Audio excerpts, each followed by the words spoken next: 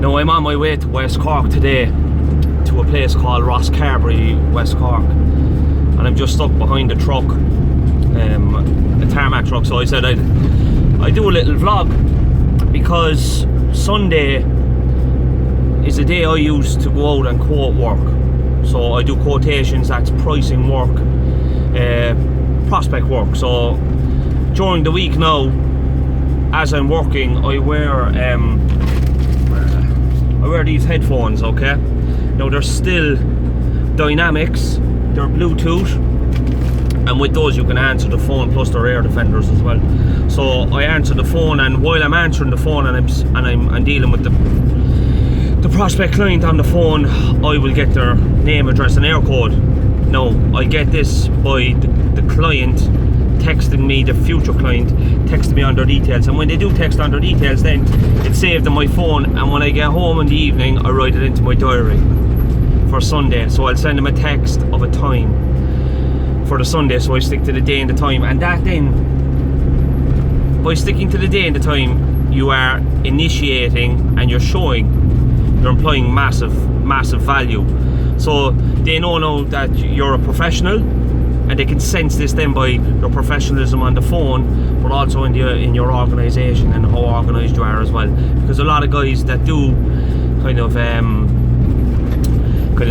are in the service industry, like window cleaners and painters and gardeners, they have a reputation to be kind of unreliable. So what I do is I want to stand out from the crowd, because obviously, you know, there's competition out there. So when people kind of get that professionalism from you, it's refreshing.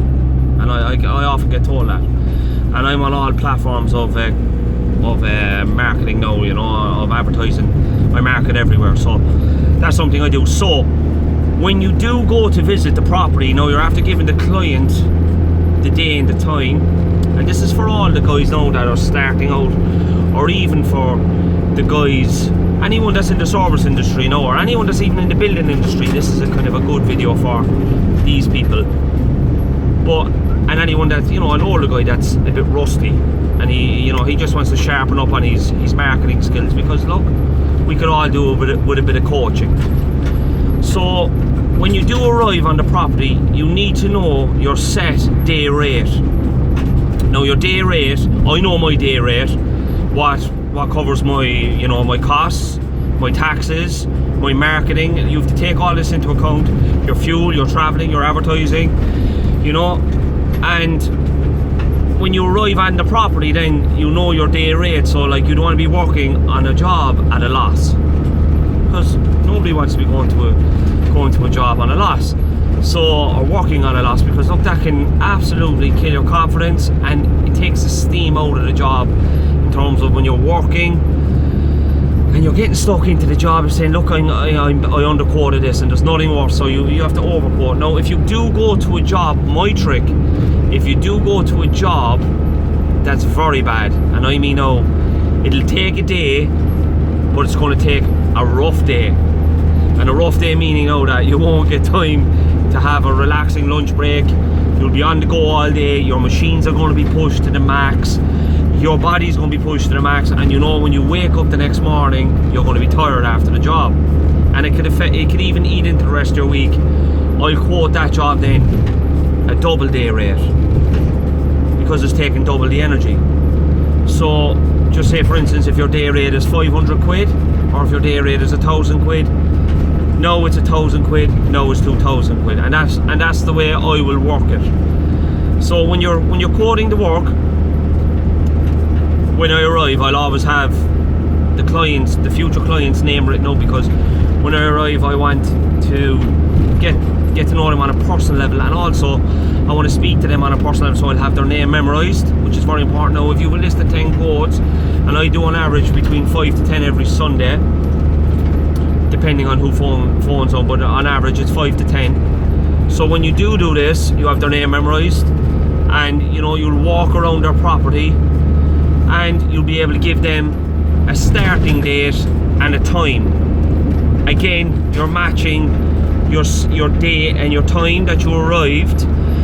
And going back to it there now as well, before I arrive on the property on a Sunday, I'll always text to see if the people are at home, if they're not after forgetting about me, because that can happen, that they can go out on a Sunday. Sunday is a day of leisure, and they can go out and, you know, they can forget about, you know, the gardener's coming or the painter's coming or whatever. So I just give them a little text about 12 noon, and just to let them know I'm coming in the afternoon or maybe the evening. And sometimes the client might turn around and say, look, we're actually going out at 4 o'clock, can you come at 6 o'clock? So then I'll hold back for them and I'll put them to the back of the list, and then I'll make out my list of, you know, all the properties that are nearest each other. Maybe the last one that's the farthest, the one that's furthest away, I'll do last. So that's the way I'll work it out. So again, you're on the property now and you're making a quote. Now, a lot of people, and this is why a lot of people aren't self-employed, is because they don't have the confidence to be able to quote a work, to be able to quote a job in terms of be able to say a price. Because a lot of guys will say, I have a strict policy, and it's called no surprise prices. And this is the key point of the video now, and this is where the video is going. And what I mean now by no surprise prices, and I learned this now from an architect I did a job for him a couple of years back, and he said to me, he said, Damien, whatever you do when you're going into doing any project or taking on any work, deliver the price at the beginning of the quotation.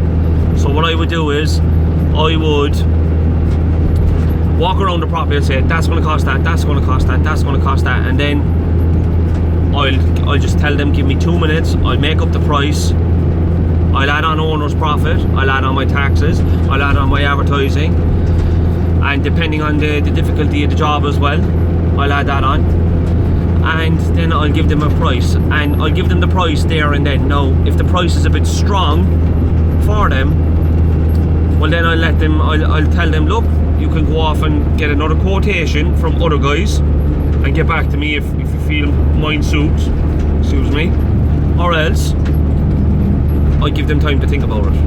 Now, a lot of the times people will agree on the spot and they'll go for the job. So that's something as well. And even when I was younger, and by no surprise prices now, guys, is that, like, you're not leaving the surprise till the very end of the job. So a lot of guys, they'll do the work, and then at the end of the job they'll knock at the door and they say, oh, that's going to cost 600 quid, and the client budgeted for like 400, so then there's going to be an argument. So it's called no surprise prices. It's very important. So that's where the video is going here. And another thing as well now, guys, is that when you are pricing a job, and if you feel like the client is is backing off you and you don't want the job, just start aiming your feet towards the gate. And it's kind of a body language signal I use as well. I just kind of aim my feet towards the gate as to say, look, I just don't want to be here, but nicely. And if the work is too difficult, never let your mouth overload your back. That's very important as well. That, like, you don't take on a job that you're going to kill yourself, that you're not able for, and that you're not qualified for as well.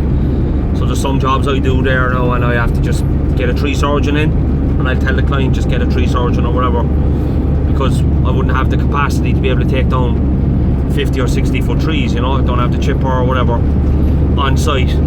So that's very important. So that's what I just wanted to talk about now today. No surprise prices when you're pricing, and sticking to your guns on your price as well. Don't let any client haggle you down, and be willing to walk away.